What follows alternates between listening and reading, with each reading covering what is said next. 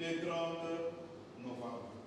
Organisé par l'Alliance pour l'universalité des droits fondamentaux, AUDF, en partenariat avec les centres Carter, cet atelier regroupant les organisations de la société civile a pour objectif principal de réfléchir sur les stratégies à mettre en place pour permettre le développement d'un argumentaire solide pouvant conduire vers l'adoption définitive de la loi portant protection des défenseurs des droits de l'homme pendant la session parlementaire en cours. Madame Marie-Joséphine Ntsaïkolo, chargée des programmes ad intérim à la Maison des droits de l'homme, qui a loué l'initiative, a fait savoir que parmi les objectifs spécifiques de cette rencontre, il sera aussi question de définir les stratégies et les étapes des plaidoyers à travers une concertation.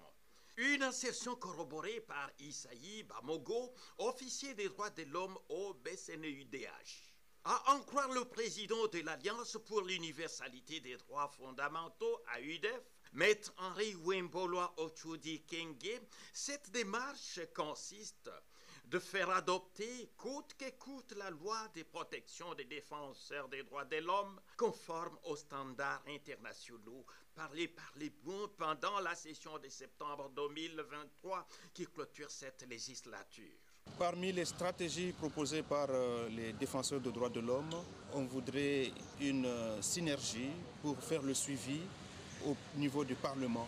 Et il y a des correspondances qui seront déposées, il y a des déclarations qui seront faites et des différents contacts et d'autres activités avec les membres de la commission paritaire qui sera convoquée de manière un peu plus rapide, on puisse adopter cette loi, ce qui est souhaité par toute la communauté des défenseurs des droits de l'homme, au finish la population congolaise. Pourquoi cette loi ?